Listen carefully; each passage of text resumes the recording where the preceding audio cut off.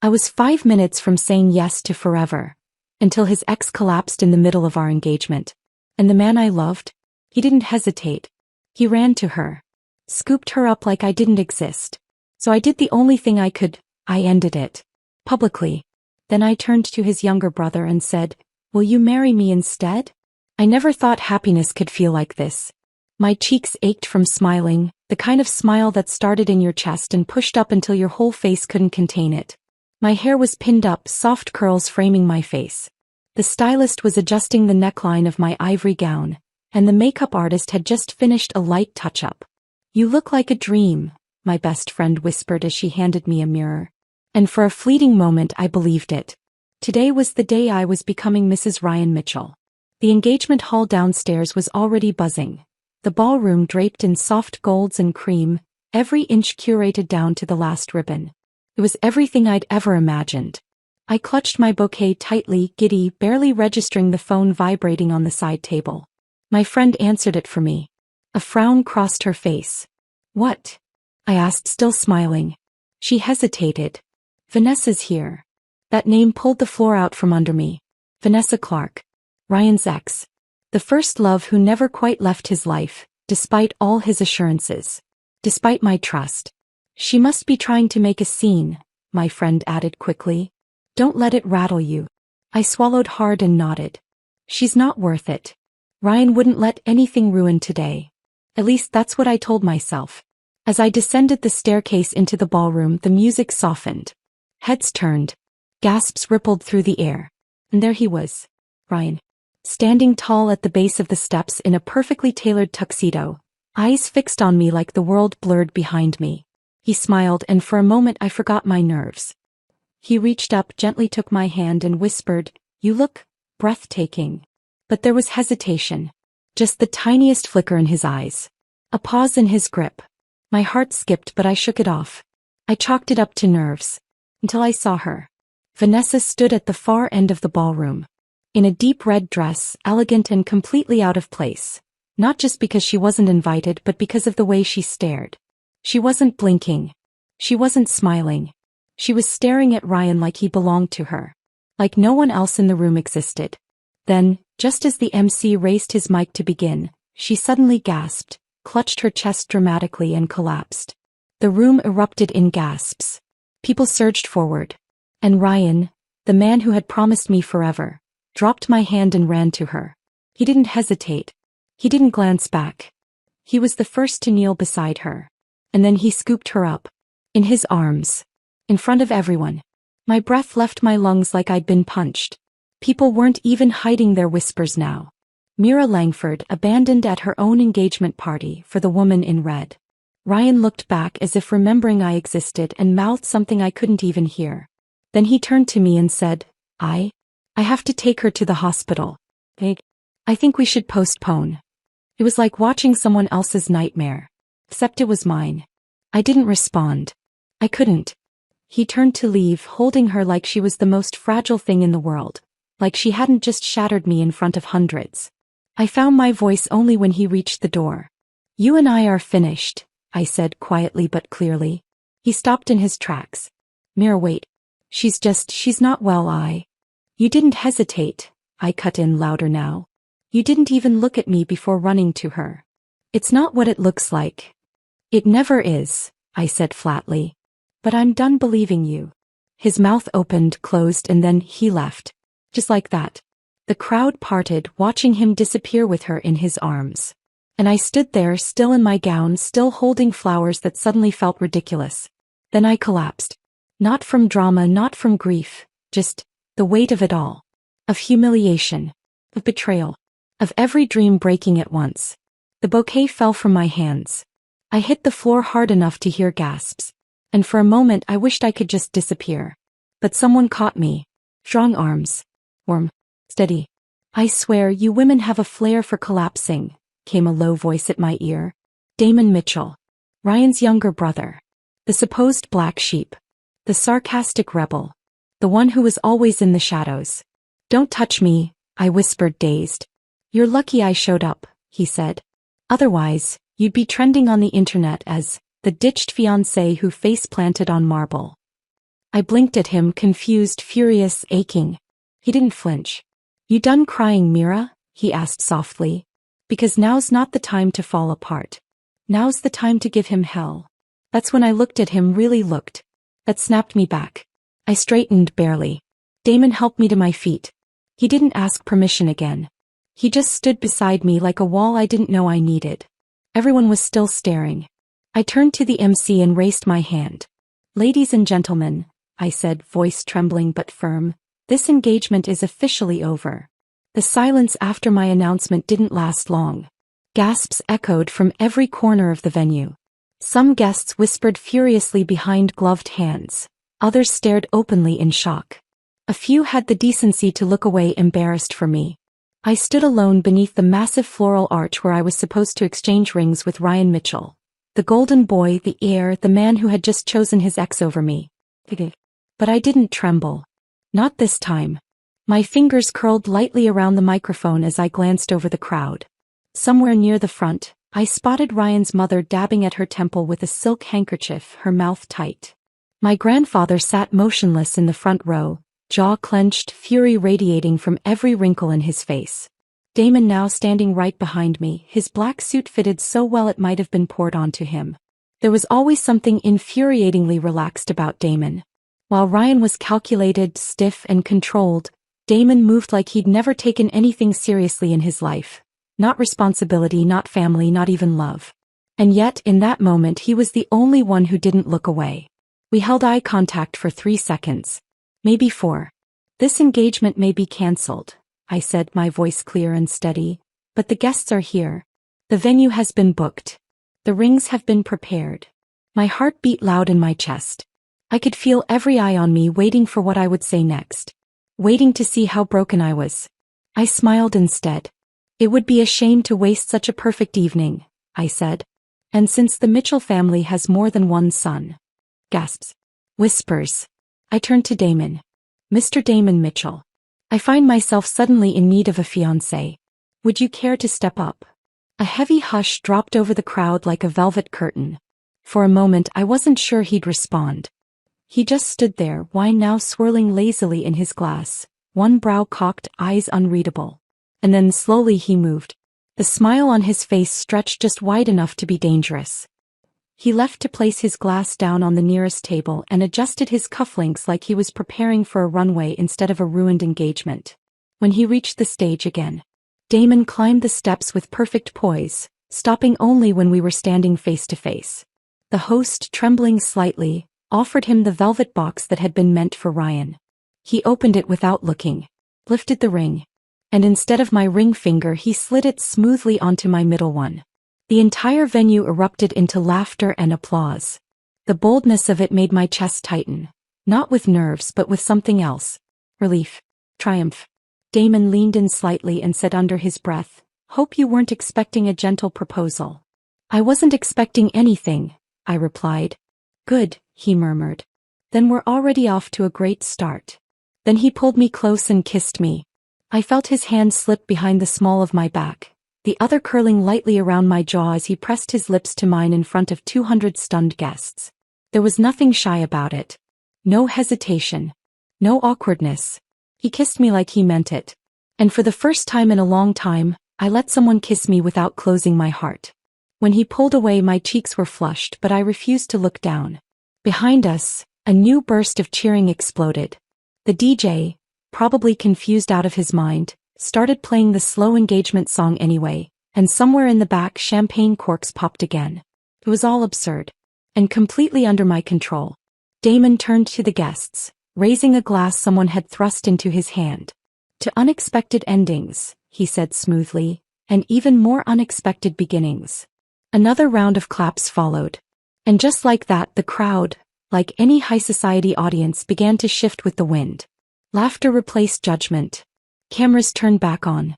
People toasted with excitement rather than pity. And I knew I had survived. Later, as the reception settled into something resembling normalcy, I stood near the towering engagement cake, staring blankly at the layers of sugar flowers and hand-piped gold initials. M&R. Julie approached, eyes wide. "You okay?" I nodded. Her voice dropped lower. Mira, what the hell just happened? I adjusted the plan, I said simply. Julie blinked. Adjusted. Replaced the groom. That's all. She gave a low whistle. I think half the women here fell in love with you tonight. Let them. From across the ballroom I caught sight of Ryan's mother huddled in a corner, her expression flitting between horror and panic. My grandfather, meanwhile, looked rather smug as he sipped his brandy, arms crossed like a proud general watching the enemy retreat. But the real battle was only just beginning. A few minutes later Damon found me again. He was holding 2 flutes of champagne, one of which he offered with a smirk. To surviving public disgrace with style, he said. I raised my glass. And to being the most attractive backup plan in history. He laughed. It was a good sound, rough, real and unrestrained. I realized I hadn't heard Ryan laugh like that in years. I tilted my head. You didn't have to say yes, you know. Oh, I did, he replied. Why? Because I like chaos, he said, sipping his drink. And because I wanted to see the look on my brother's face when he finds out. He's going to kill you. Damon grinned. Not if you kiss me again first. I rolled my eyes. You're shameless. He leaned closer. And you're beautiful when you're angry. I stepped away, ignoring the flutter in my chest. But then something shifted in his expression. A rare seriousness. I meant it, Mira, he said. You looked like hell was swallowing you up on that stage. If I hadn't stepped in, I turned to face him. I would have survived. He nodded, gaze lingering. But this way you didn't have to survive it alone. For a moment I didn't know what to say. And for the first time in the last 24 hours I felt something close to warmth. In the back of the room Ryan's parent finally approached. Mrs. Mitchell looked flustered. Mira, dear, I think we should have a private conversation. No, I said. She continued, Damon is just being impulsive. He doesn't understand the implications. I understand perfectly, Damon cut in. And I'm old enough to speak for myself. Your brother is not here, I said coolly. And I don't believe we're obligated to wait for him anymore. Mrs. Mitchell's mouth opened, then closed. My grandfather joined us seconds later, his gaze sharp. You, he said, pointing a trembling finger at Mrs. Mitchell. This is what your family brings to my granddaughter? Mrs. Mitchell started sputtering apologies. But my grandfather turned to Damon and looked him over. You, he said. I didn't like you before. Damon smiled. Most people don't. But tonight, I'll consider tolerating you. Coming from you, Damon said, that's practically a proposal. My grandfather almost smiled. Almost. The rest of the evening passed in a blur. Guests stayed. Photos were taken. People congratulated me, as if nothing scandalous had happened at all. But something had. A line had been crossed. And when Damon raised his glass toward me once more, there was no mischief in his smile this time. Only quiet purpose. Something had shifted between us. And I wasn't sure what scared me more, that he stepped into this mess for fun, or that he might have stepped into it for me. 3 days passed before Ryan remembered I existed. Not a message. Not a call. Nothing. The news of the re-engagement twist, as society columns called it, had spread like spilled champagne. My name trended for nearly 48 hours. Headlines ranged from billionaire heiress dumps groom mid-ceremony, to the Mitchell brothers triangle, Damon's daring kiss. Every image of Damon slipping that ring onto my middle finger, every snap of our kiss had gone viral. Ryan said nothing. Until the 3rd night. I was curled up on a white lounger on the rooftop of Damon's temporary penthouse, watching the city flicker like a nervous heartbeat. The glass of wine in my hand was untouched. I hadn't said it aloud, but I was waiting. Not for Ryan. For whatever would happen when he finally called. The phone rang just past midnight. His number. I let it go to voicemail. Then again. The 3rd time I answered. Not because I wanted to, but because I needed to hear what excuse he'd prepared. Mira, he said, his voice hoarse but not from crying. From fury. I said nothing. He waited, then launched into it. Are you coming home or not? Home. My laugh was sharp. You mean the house I bought, furnished and renovated for our life? That home. You took everything, he snapped. Even the bed. What am I supposed to sleep on? The floor. I stood from the lounger and walked to the edge of the terrace, overlooking the city. I didn't take the bed, I said calmly. I sold it. Along with the house. Silence. You what? I sold the whole thing, I repeated. Agent barely had time to change the locks before you called. He exploded. Are you insane? You didn't even talk to me. You didn't talk to me, I said, voice still cold. You ran to your ex mid-engagement and left me to pick up your shattered pride in front of hundreds of people. You forfeited the right to be consulted. That was an emergency. I cut him off. Oh right. A depressive episode that just happened to occur the night before our engagement. So convenient. Mira. I hope you and Vanessa enjoy her rented apartment, I said sweetly. Maybe you two can squeeze into her twin-sized bed, assuming she hasn't collapsed on the floor again for dramatic effect. You're being cruel. No, Ryan, I said. I'm finally being clear. He scoffed. You're making a fool of yourself. Damon, really? He doesn't care about you.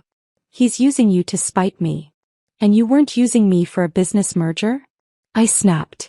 You're just upset someone finally outplayed you. His voice rose. I'm still trying to protect you, Mira. You don't see it now, but don't flatter yourself. You think I care if you sleep with my brother? He said, venom dripping. Go ahead. Do what you want. Just don't come crying when it all blows up in your face. I almost replied. But then Damon appeared behind me barefoot, holding 2 mugs of tea like he hadn't just heard the whole conversation, though I knew he had. He took the phone from my hand before I could stop him. Hey bro, he said casually, as if they hadn't nearly thrown punches 3 days ago. You done ranting yet? Pause. Then I heard Ryan shouting on the other end, furious.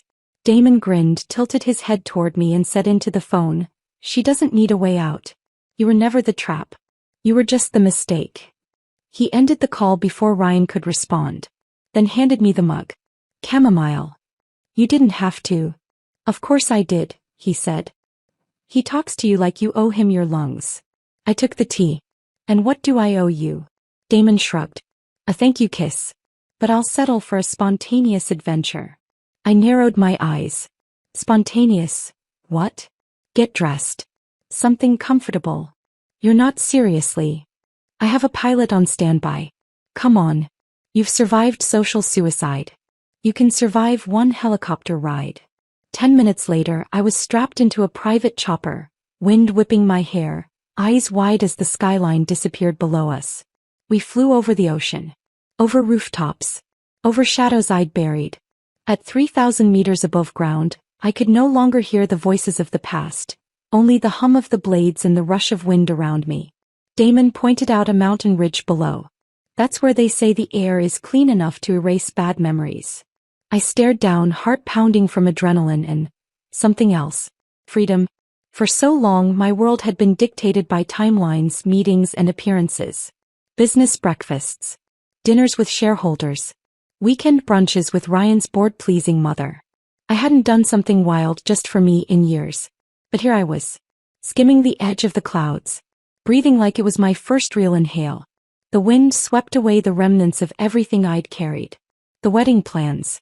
The betrayal. The guilt. For the first time in a long time, I wasn't mourning what I'd lost. I was savoring what I'd found. We touched down on a cliffside retreat an hour later. Damon helped me out, his palm warm around mine. Still alive, he teased. Barely. He grinned. Then we've got work to do. We spent the next 2 days exploring. Surfing, hiking, watching sunrises and falling asleep on hammocks under stars. He let me laugh until my ribs hurt. Let me scream at the ocean like it was Ryan's face. And not once did he ask me to explain. Not once did he ask for anything in return. One night as we sat near a fire pit, Damon glanced over. You don't cry anymore. I do, I said. Just not over him. Good. Then silence. The kind of silence that's comfortable. The kind that speaks of understanding without needing words. I used to think love meant suffering, I admitted. That if it didn't hurt, it wasn't real. Damon stared at the fire. That's what weak men teach strong women. I looked at him. Then what does real love feel like? He met my gaze, something unreadable flickering behind his eyes. Like breathing, he said. Like flying without falling. And I knew then whatever came next, I would never go back. Not to Ryan. Not to the version of me that waited at the altar while another woman pulled the strings. I was done waiting. The sun had just begun to dip beneath the horizon, casting soft gold through the linen curtains of the villa's open balcony. I stood barefoot in the kitchen, spooning tea leaves into a strainer, when the faint sound of a violin began drifting through the villa's speaker system. It was the same melody from a charity gala years ago. The memory hit me like a wave. I didn't fight it this time. 2 years ago, the gala had been held at the Rosemore estate, one of those painfully elegant ivy-covered venues with too many chandeliers and not enough oxygen. I had worn emerald silk that night, the train long and dramatic, the neckline carved to impress. It was the first event Ryan and I had attended publicly since he had reconnected with Vanessa through some family friend. I hadn't thought anything of it at the time, but I should have. I had been searching for Ryan for over 15 minutes. Guests murmured that he'd stepped away to take a call. Eventually, I slipped out into a quieter corridor near the garden terrace. That's when I saw them. Ryan in his tailored tux. Vanessa in lavender. Her fingers clutched the lapels of his jacket, and his hand was gently cradling the back of her neck. His face bent down as if her lips were gravity itself. And then he kissed her. Not a fleeting peck. Not confusion. A kiss full of history. I don't remember how long I stood there, frozen in silence. Seconds? Minutes? I only remember turning too quickly and bumping straight into a hard chest. Arms caught me before I stumbled. It was Damon. He looked confused at first and then glanced down the corridor. He saw them too. His eyes darkened, and for a moment I thought he would say something. Crack a joke, mock them, laugh at my pain like I was just another society fool. But he didn't. He just opened his arms. I didn't think. I didn't resist. I let him hold me. My tears soaked through his shirt faster than I could wipe them.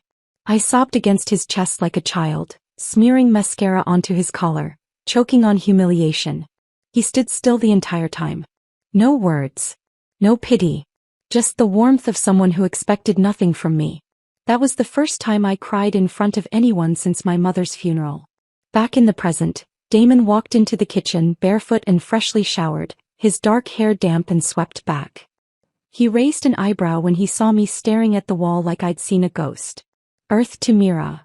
I blinked. Sorry. Got lost in thought. He leaned against the counter, eyes narrowing with mock suspicion. Thinking about how much you love my cooking? You heated soup. With intent, he said smugly. I chuckled despite myself. He picked up the Bluetooth remote from the counter and turned the violin music louder. Want to dance? My brows lifted. Are you serious? I'm wearing socks. That's practically formal wear. I hesitated, but the song was already pulling me in. Damon extended his hand with an exaggerated flourish. Miss Langford, may I? I slipped my hand into his. He pulled me in gently, one hand resting against my waist, the other clasping mine. His steps were sure measured. He wasn't mocking me now. We swayed slowly beneath the dimming light, the music wrapping around us like a ribbon. This feels familiar, he murmured after a while. I nodded. It was this song. The night of the Rosemore Gala, he said, his voice soft. You remember? His fingers curled slightly tighter around mine. You were wearing green. Ryan disappeared. I remember everything. I bit the inside of my cheek. You held me. You didn't ask. I didn't need to. We danced in silence for a few more seconds before he spoke again. I still have that shirt, you know. I looked up. The one I ruined? Still smells like your perfume. My heart jumped and I looked away, not trusting myself to respond. Mira, he said, why did you stay with him after that? I turned my gaze to the balcony. I don't know, I admitted. Maybe, because he was the boy who once made me feel chosen. And I didn't want to admit he stopped choosing me long ago. Damon's hand moved to the small of my back, warm and grounding. I never understood what you saw in him, he said. Even then. He was always chasing what he couldn't keep. And you? I asked, looking up at him. What do you chase? He studied me for a long moment. Then leaned in, our noses almost touching. You. The word lingered in the air like smoke. My breath hitched, but before I could pull away he twirled me once, then caught me again. This is real, isn't it? I said quietly. He didn't flinch. Wasn't it always? He replied. And suddenly it hit me. Maybe I had started choosing Damon long before I ever stood on that engagement stage. Maybe the first real decision I made for myself was not replacing Ryan, but letting Damon in. Later that night, I sat alone on the balcony, a blanket around my shoulders, the stars vivid above us. Damon came out with 2 mugs again, hot chocolate this time, and set one beside me. We didn't speak for a while. Then I whispered, "Do you think I was always meant to end up here?" "Not with me," he said. "But away from him." "Absolutely." I gave a quiet laugh. "Why didn't you ever say anything before? About how you felt?" "Because I wanted you to figure it out on your own." I turned to him. "And if I hadn't?" He sipped his drink, eyes glinting in the moonlight. "I still would have been there. Just like that night." I smiled. He smiled back. And for the first time I let myself believe, truly, quietly, without resistance, that maybe I didn't lose something when Ryan walked out that door. Maybe I had found something else. Something better. We'd only just returned from the villa. After 2 weeks of disappearing into each other, sunlight and sea and silence, we were back in the city. Back to polished marble floors, strategic meetings, and the echo of shoes clicking down corporate corridors. But this time I wasn't walking those halls as someone's fiancé. I walked them as someone's equal. Damon's fingers brushed lightly against mine as we stepped out of the elevator. We were in the lobby of my company, Langford Innovations, but most eyes weren't on me. They were on him. Damon Mitchell. Former playboy. Now my rumored fiancé and partner in the upcoming joint venture between our families. We didn't need to say anything. The shift in power had already begun to ripple through the ranks. Everyone had seen the headlines. They had seen the kiss. They knew. And so did he. The moment we stepped out onto the curb, Ryan was waiting. His sleek black car was pulled halfway onto the sidewalk, hazard lights blinking. He stood beside it, wearing a look I remembered well, the kind that simmered just below a full boil. He saw us laughing. Saw Damon's hand casually resting on the small of my back. Saw me lean in to whisper something just before we were about to part ways. And that was all it took. He stormed toward us. "Mira," he barked, grabbing my arm. Before I could react, Damon's body shifted, stepping between us. Ryan didn't hesitate. He punched him. I gasped as Damon stumbled back, caught off guard. The crack of knuckles against jaw echoed in the open air. "You can sleep with anyone," Ryan growled, eyes bloodshot. "But not her. She's your sister-in-law. Are you trying to be the other man?" Damon straightened slowly, rubbing his jaw. Blood stained the corner of his mouth. He turned to me first. "You okay?" I nodded, too stunned to speak. Then he looked back at Ryan. "Stay here," he said softly to me, brushing the dust from his blazer. "Just watch." And without another word, he punched back. Hard. Ryan staggered, completely unprepared for the force of it. He slammed back against a stone column, nearly dropping his keys. Damon didn't let up. He grabbed Ryan by the collar and shoved him into the wall, eyes dark, voice low. "Why are you shouting at me, big brother? If Mira didn't want me, do you think I'd even stand a chance at being the other man?" Ryan tried to speak, but Damon didn't give him the chance. "If I'm the third wheel, then maybe," he said slowly, "you should hand her over. That way I'm not the outsider anymore." "You are." I stood there frozen. I had never seen Damon like this. Calculated. Pulled. In complete control. He wasn't the laughing second son anymore. He was claiming ground. Ryan shoved him back. "You think this is a joke?" Damon smirked. "It's not.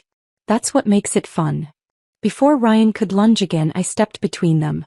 "Enough," I shouted. They both stopped. I turned to Damon. "Are you all right?" He winced dramatically and leaned into me, rubbing his temple like a wounded child. "Your brother hits like a drunk horse. I have a terrible headache. Only a kiss from my sister might make it better." Ryan's veins bulged in fury. He lunged again, but this time I was ready. I raised my hand and slapped him across the face. The sound cracked through the air. He recoiled like I'd burned him. "You hit me," he whispered, stunned. "For him." My voice was ice. "No. For me. For all the times you hurt me and I let it go. Not anymore." He looked at me like he didn't recognize me. And maybe he didn't. Because I wasn't the woman who used to chase his love anymore. I was the woman who had replaced him. He grabbed my wrist. "Mira, you don't know what he's after." I yanked my hand away. "I know exactly what he's after. And it's not a merger. It's not a family name. He's after me and he doesn't pretend otherwise. Ryan turned to Damon, pointing. He's faking it. You believe this nonsense? You're so desperate for love that anyone will do. I smiled coldly. Not just anyone, I said. And definitely not you. He stepped back, stunned. I looked toward the building behind me. Security was already watching from the doors. I gave them a small nod. A moment later, 2 guards arrived. Mr. Mitchell, I said without blinking, you are no longer welcome here. Escort him off the premises. You're kicking me out? Ryan hissed. From my project? I stepped forward. No, I said. From mine. He laughed, hollow, sharp. You're insane. You can't run this without me. You're already gone, I said. You just didn't notice. He looked at Damon again, eyes filled with a wild kind of rage. You always wanted everything that was mine. Now you're stealing her too. I didn't steal anyone, Damon said coolly, standing tall. She just stopped waiting for you. By afternoon, the entire project team had been notified. Ryan Mitchell was officially removed as liaison between the Mitchell Group and Langford Innovations. His name stripped off the agenda. His access revoked. His office sealed. Damon replaced him. Formally. Publicly. Unapologetically. Some staff looked stunned. Others relieved. I knew many of them had suffered under Ryan's micromanagement and mood swings. He had never listened to ideas that didn't come from men wearing $1,000 ties. Damon didn't even wear a tie that day. But when he walked into the conference room, everyone stood anyway. The meeting went on. Flawlessly. And I sat beside Damon, not as the woman behind the man, but as the partner who had chosen her new path. Not because she needed saving, but because she'd finally stopped waiting to be chosen by someone who never really wanted her in the first place. The first thing Damon did after taking over the project was fire nearly half the team. I thought he was joking when he handed me a list that morning. His handwriting was neat, precise. The names were all too familiar. Ryan's yes-men, his personal secretary, the overpaid consultant who never made it to meetings before lunch. You can't be serious, I said, skimming the list. Damon sipped his espresso. Completely. They're experienced. They're inefficient. And most of them think your voice doesn't matter unless a man confirms it. I blinked. You noticed that? He looked up from his cup. Mira, I've been pretending to be a spoiled idiot for years, not a blind one. That was the first time I realized Damon hadn't just stepped into Ryan's role. He had been watching all along. Quietly. Strategically. That afternoon, while Ryan's former team scrambled to salvage their positions, Damon assembled his own crew, sharp-minded, lean, agile. Most weren't from the old guard. He hired based on skill, not legacy. He didn't care about golf club memberships or family connections. Only capability. And it showed. Within days, progress accelerated. Prototypes that had stalled under Ryan's direction were re-evaluated, repackaged, and approved. Team morale improved. Memos became meetings. Meetings became momentum. And through it all, Damon moved like someone who had always belonged in that seat. Not with bluster or entitlement, but with clarity. I watched him from the glass wall of my office as he led a product presentation. Sleeves rolled up, eyes focused, voice low but commanding. It stunned me how natural it looked. How wrong we'd all been about him. You're staring, Julie muttered beside me, flipping through documents. I'm observing, I replied. She smirked. Observing his biceps? I ignored her. Still, I couldn't deny it. I had underestimated him. For years I'd believed what everyone else said. That Damon was reckless, unserious, a man living in the shadow of his older brother. But maybe that was the disguise. Maybe Damon had spent years hiding in plain sight. Because power taken by force is temporary, but power earned in silence? That's permanent. 3 days later, Ryan barged into the conference room. We had just wrapped up a progress review. Damon was reviewing action items when the door flung open and Ryan stormed in, security trailing behind, breathless. The room froze. Every head turned. I stood slowly. Ryan. He didn't look at me. He threw a manila folder across the table. It landed inches from Damon's laptop. What the hell is this? He barked. You're replacing my project team without my approval? Damon calmly closed his laptop. It's not your project anymore. Ryan turned to me, eyes blazing. You can't do this. You know how much time I've put into this deal. And I know how little you respected mine, I said quietly. He scoffed. Because I didn't blindly agree with you? No. Because you dismissed my ideas before I even finished a sentence. He looked between us like he was trying to piece it together. So this is what this is about. Revenge. You let him take everything I built because you're mad I left. I exhaled sharply and walked around the table, stopping in front of him. Let me make something very clear, I said. This project was never yours. The Langford family initiated this partnership. We brought the vision. We brought the funding. He opened his mouth to argue, but I kept going. You were a liaison. A placeholder. Nothing more. And now you're no longer needed. Ryan's voice dropped, bitter. You were nothing without me. I smiled. And now look who's outside the door. Damon rose slowly and walked to stand beside me. His presence wasn't loud. It was steady, grounded. Ryan stared at us, something wild creeping into his expression. You're making a mistake, he hissed. He's not who you think he is. No, I said. He's exactly who I think he is. That's why he's here. Ryan took a step forward. Vanessa's health is declining again. I promised her mother I'd look after her. That's why I left that day. You always assumed the worst about me. And you always gave me reasons to. His voice cracked, desperate now. You already have money. You have your grandfather's company. You had me. Why do you have to take everything from me too? My hands clenched at my sides. If I walked in on the two of you under a blanket, would you still say you were just talking? His face paled. I have no sympathy left for you, Ryan, I continued. And Vanessa? She's not my concern anymore. If she lives or dies, it's her business. Not mine. You don't mean that. I met his gaze. I do. You're not even worth the breath it takes to argue with. His shoulders tensed. You'll regret this. Damon chuckled softly beside me. Sounds like a line from a soap opera. Ryan glared at him. You think this is funny? Damon leaned in slightly. I think it's over. Ryan stepped forward, raising his voice. This is my family's project. My name. You are no longer part of this, I interrupted. And if you raise your voice again in this room, I'll have you removed. I turned toward the door. Security. The guards moved in. Ryan didn't move. Don't touch me, he snapped, but they flanked him anyway, guiding him out. As he reached the threshold, he turned back and locked eyes with me. You could have had everything, he said. The Mitchell name. The title. The power. I didn't blink. I am everything. I don't need your name to prove it. The door shut behind him. When the room cleared, Damon looked at me, expression unreadable. That was ruthless, he said. That was overdue. He tilted his head. You really don't regret it? No, I said. Not a second. He stepped closer. You know, when I first saw you in that engagement dress, I thought she's too good for him. And now. He smiled. How I know I was right. Later that evening, I returned to my office and found Damon sitting on the couch, reviewing projections. You don't sleep, do you? I asked, kicking off my heels. I sleep just fine, he said. I just don't waste time.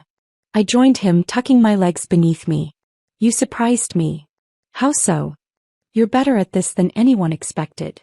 His brows lifted. Including you? I hesitated. Especially me.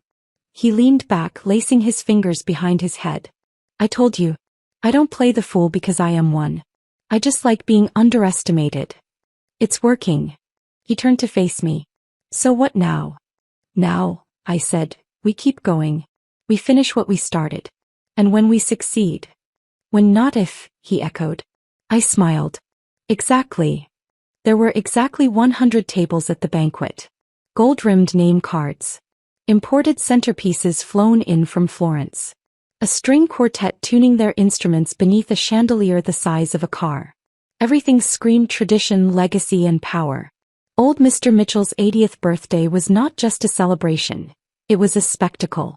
And tonight, every guest knew the real event wasn't the cake or the music. It was the announcement. The one people whispered about in corners and speculated over in group chats. Who would he name as successor? The last time I attended one of these galas, I was on Ryan's arm. The woman everyone assumed would soon be Mrs. Mitchell. The future madam of the family.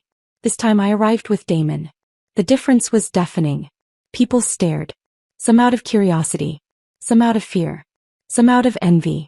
Damon was dressed in a sleek black tux, no tie, his hair swept back like he didn't care how he looked and somehow still looked better than anyone in the room. He offered me his arm as we entered the ballroom. Ready to make everyone uncomfortable? Born ready, I said, threading my hand through his. Ryan and Vanessa arrived late. Very late. Deliberately late.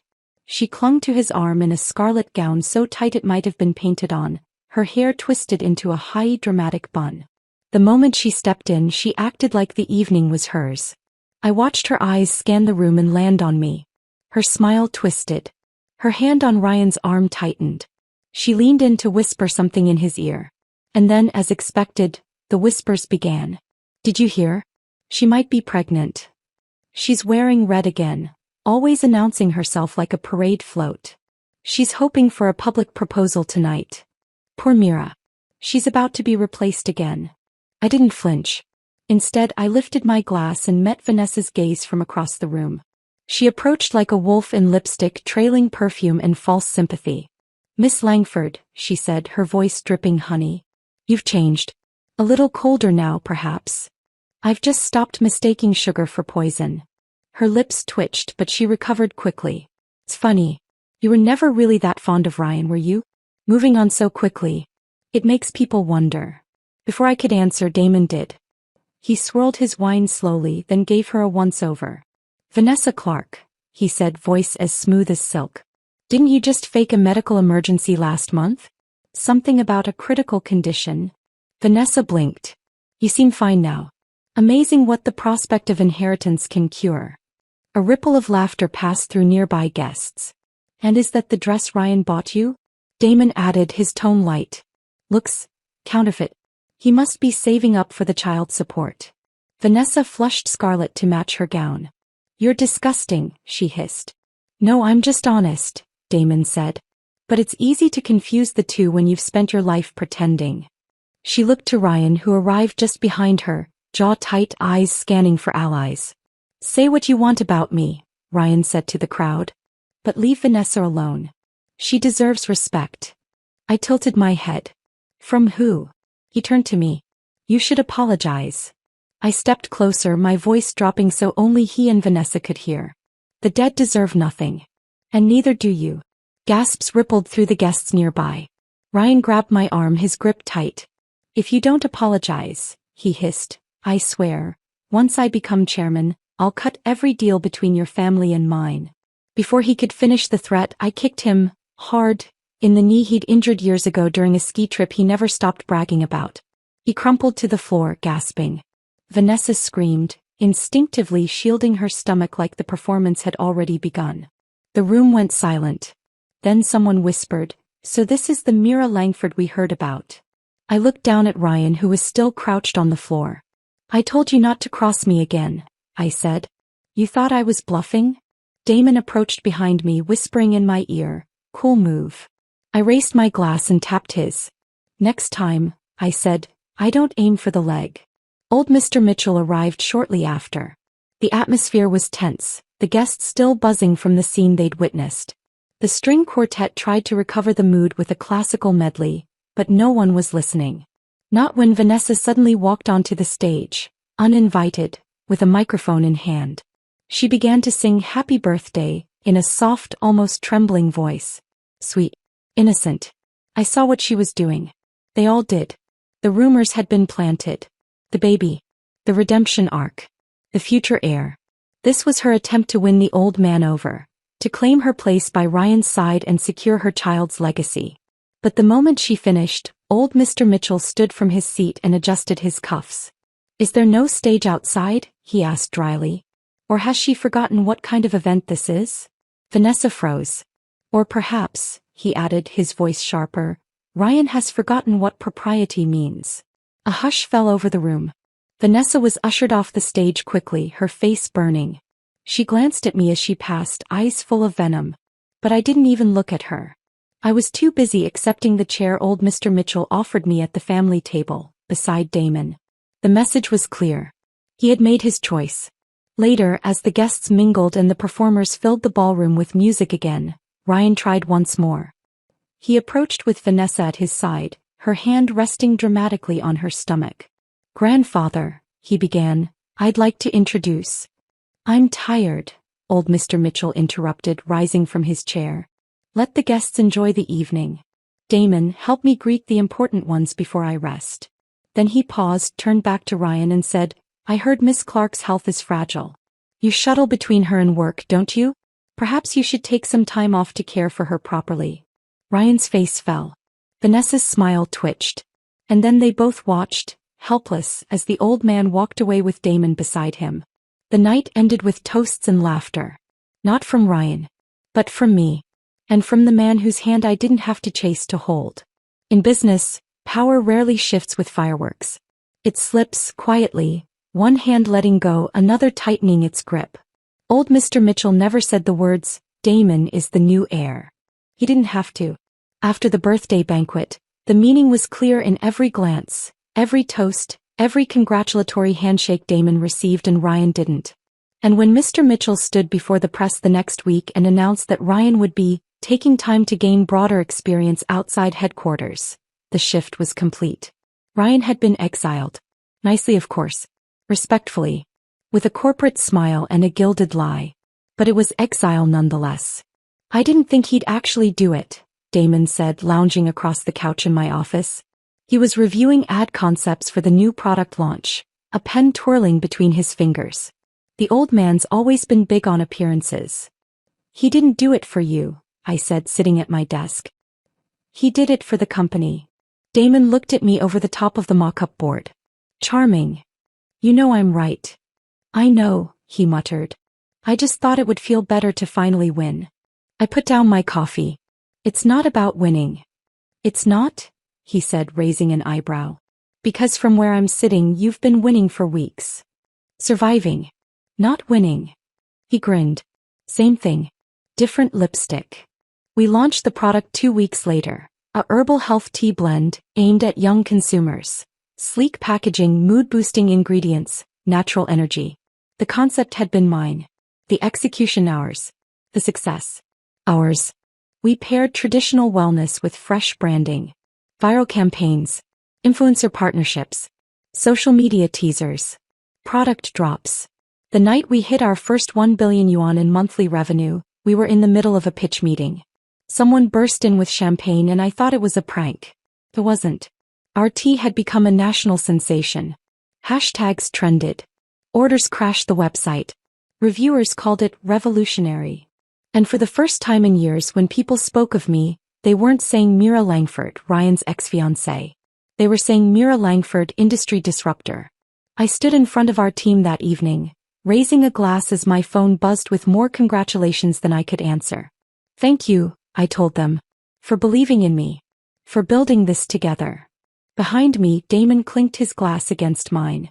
"You did this," he whispered. "We did," I corrected. The next morning I woke up to a message from Julie. "Ryan smashed his office windows. Vanessa's gone dark. And the board doesn't know what to do with him." I read it twice before putting my phone away. Somewhere Ryan was likely screaming about injustice. About betrayal. About how he was supposed to be the chosen one. But none of it mattered now. "You seem peaceful," Damon said that afternoon as we prepped for a joint press interview. "I am." He studied me. "Not tempted to gloat?" "Not worth it," I replied. "He's already doing it to himself." And it was true. Ryan, from what I heard, had been spending more time looking after Vanessa than showing up to meetings. He missed internal reviews. Mismanaged accounts. The legal team flagged 2 documents he'd neglected to file. And all the while his anger grew. He tried to sabotage our product distribution once. Sent a last-minute letter to the warehouse threatening contract dissolution. But Damon had already handled it, looping in new suppliers and overriding every request. By the time Ryan figured it out, the tea was already on shelves. Everywhere. Later that week, Damon and I attended a gala hosted by the Industry Association. Cameras followed us down the carpet, microphones angled for quotes. "Miss Langford," one reporter called. "Did you ever imagine this kind of success post-engagement fallout?" I smiled. I didn't imagine any of this. I just did what I knew I could. Do you have any comment on Mr. Mitchell's absence tonight? No, I said calmly. That chapter's closed. Another reporter turned to Damon. And you, Mr. Mitchell, how does it feel to lead the company now? He glanced at me. I don't lead alone. Later we stood on the rooftop of the event hall, city lights glittering around us. I meant what I said, he told me, leaning against the railing. I don't do this without you. I know, I said softly. He took a deep breath. You said this wasn't about winning. So what's it about now? I looked at him, really looked. It wasn't just power or revenge anymore. It was purpose. Freedom. It was choosing and being chosen back. It's about building something that doesn't fall apart just because someone leaves, I said. Something real. Damon reached for my hand, gently lacing his fingers with mine. Then let's build it. Ryan didn't show his face again for weeks. Not in meetings. Not in the office. Not at home, according to my grandfather. He had become a shadow in the very place he once ruled. Vanessa. Rumor had it she'd vanished again. Probably off chasing another investor. Or another story to spin. Neither of them mattered anymore. What mattered was that I was no longer the girl waiting by the phone. I was no longer the woman apologizing for ambition, or begging for attention in the corners of someone else's spotlight. I was Mira Langford. And I had chosen a different kind of power. The kind that came with steady hands. And eyes that never looked past me. The call came just before sunrise. At first I didn't even register the sound. My phone buzzed violently across the nightstand, and when I blinked at the screen I thought I was still dreaming. But I wasn't. Are you Miss Langford? Yes. Damon Mitchell's been in an accident. He's being moved to St. Jude's Trauma.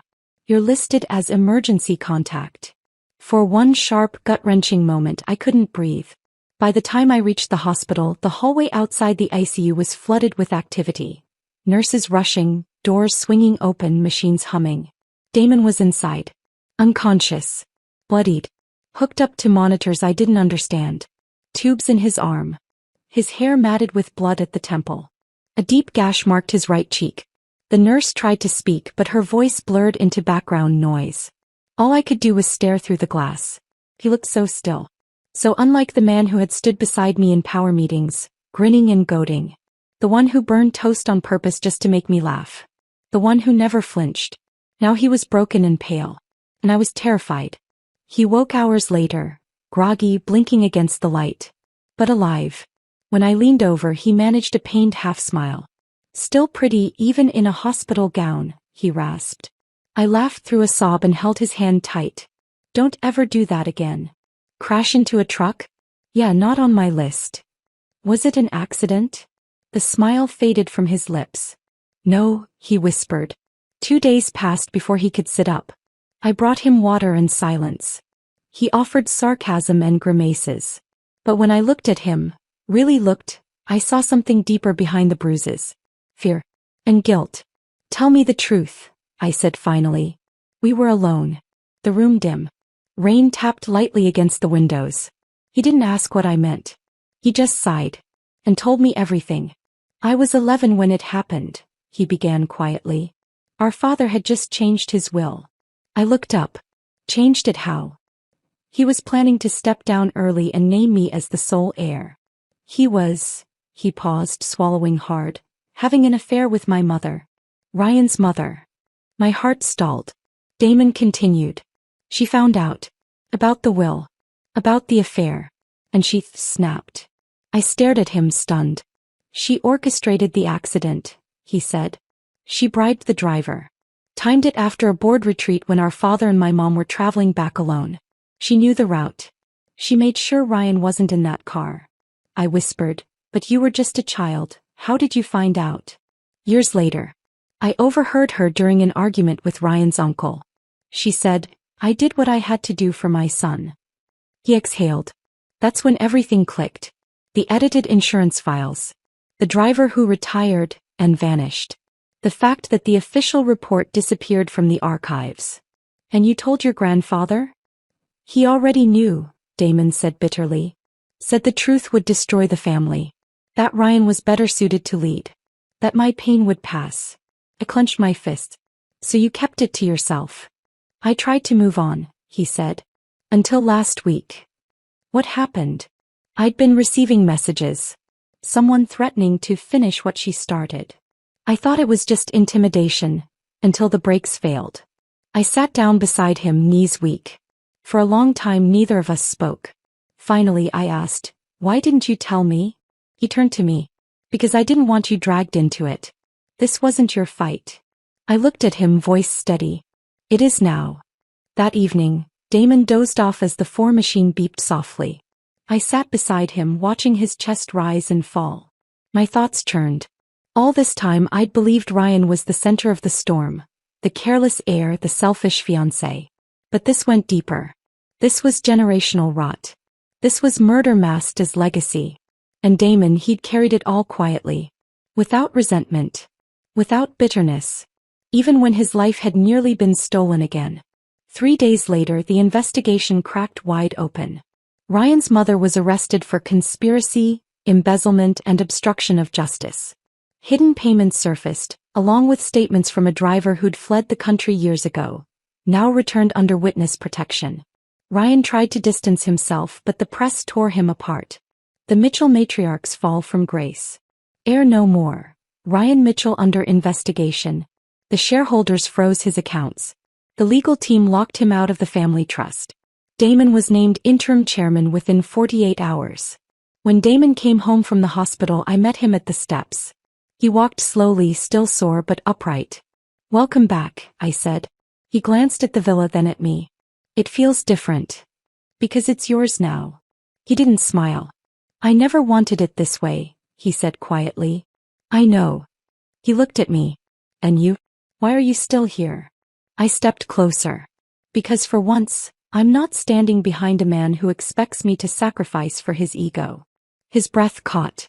"Then what am I?" "You're the one who never asked me to give anything up. But I want to give this, us, a chance." The next day I received a letter. No name. No return address. Just my name in tight, familiar handwriting. It was from Ryan. "Mira, I don't know how to undo what's been done. I didn't know about what my mother did. But I'm not innocent. I was selfish. Blind. I didn't protect you. You were always stronger than I was willing to admit. I hope someday you'll be happy. Ryan." I burned the letter without reading it again. That night, Damon and I sat beneath the stars, the warmth of a blanket around our shoulders. He poured tea, the same product we had launched together just weeks before the crash. "I have everything now," he said. I sipped. "Do you?" He turned to me. "Not if you're not in it with me." I smiled. "I already am." The official press release came out at noon. Damon Mitchell appointed chairman of Mitchell Holdings. Former heir under criminal investigation for obstruction and fraud. The announcement was made with little fanfare, just a few cold lines and a company seal at the top. But the internet did what it does best. It set fire to the news. Ryan's name trended for all the wrong reasons. Memes, conspiracy videos, gossip accounts digging up old clips of him acting smug at galas. One comment under a viral video summed it up perfectly. "If karma had a LinkedIn profile, this is it." I didn't gloat. I didn't need to. The silence coming from the Mitchell's side of the estate was victory enough. Meanwhile, Damon was completely unimpressed by his new title. "Chairman," I teased, tossing a grape at him while he lounged across my couch. "Should I start calling you sir now?"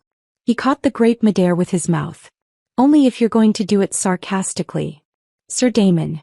Ruler of spreadsheets. Defender of quarterly profits.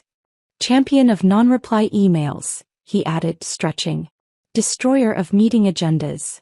I smirked. "You forgot, wearer of hospital gowns with no dignity." "That's low." "Wasn't it lower when you moaned dramatically and begged the nurse for a sponge bath while I was standing there?" "That was strategy. Distraction is important in pain management." His bruises had faded, though he still walked with a slight limp. Not that it stopped him from sneaking out at midnight to raid my fridge. Or from attempting to cook, again, which ended in another smoke alarm and a very charred lasagna. "You do realize ovens have settings, right?" I asked as I opened all the windows. I thought max heat meant faster results. "You're banned. I'm installing child safety locks on the kitchen." "But I'm taller than you. I'll still find a way." A few days later I received another envelope. No name. No stamp. Just my name and Ryan's handwriting again. I stared at it for 3 seconds, then used it as a coaster for my iced coffee. Some apologies don't need to be opened. Some men don't deserve closure. Especially the ones who thought love was a possession instead of a choice. Business boomed. Our tea line expanded into 4 new flavors. Our ad campaign went viral. I was invited to speak on a global entrepreneur panel and Damon surprisingly tagged along, disguised in sunglasses, a hat, and the worst attempt at blending in I'd ever seen. "You look like a retired pop star," I whispered as we entered the venue. I was going for mysterious. "You landed on wanted criminal in hiding." One night after a long event, we returned home late and found ourselves on the balcony, sipping wine, wrapped in the same oversized blanket we always fought over. I stared at the stars, feeling the quiet stretch between us. "You ever think about what would have happened if you hadn't crashed into that truck?" I asked. "I'd have a less attractive scar," he said dryly, touching the faint line on his cheek. I elbowed him lightly. "I'm serious." His tone softened. "Then I'd still be hiding behind the company.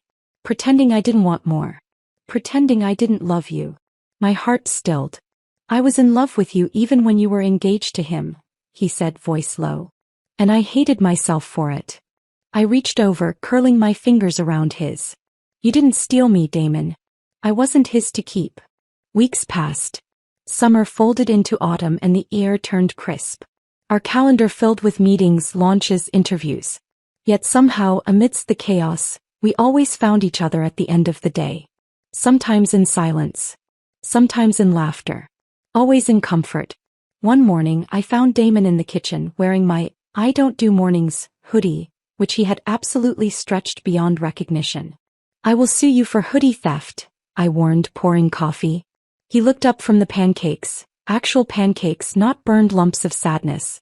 "Only if you can prove I didn't do it out of love." "That's not a legal defense.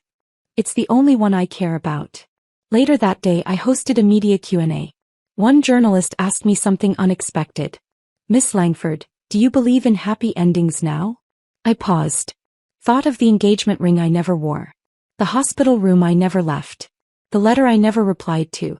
Then thought of Damon, trying and failing to flip pancakes, humming to a jazz playlist on my speaker, insisting his scar made him look dangerously poetic. And I smiled. "No," I said. "I believe in new beginnings. Happily ever after is just the start." We never threw an engagement party. There was no dramatic proposal, no fireworks. But one night after a long shoot I walked into my room and found a small box on my pillow. Inside was a note. No pressure. No expectations. Just a promise, if you want it. Underneath, a simple ring. Gold. No diamond. Just a tiny engraving inside. "Yours. Since always." I laughed. Then cried. Then walked into the living room, tossed the box at him and said, "Took you long enough." We still bicker. Still compete over who makes the better ad campaign. Still argue about whether tea or coffee is superior. It's coffee, obviously. But when he kisses me goodnight, he whispers things like, "You terrify me in boardrooms," and "You made me believe in second chances." And I always whisper back, "You saved me when I didn't know I needed saving." The end.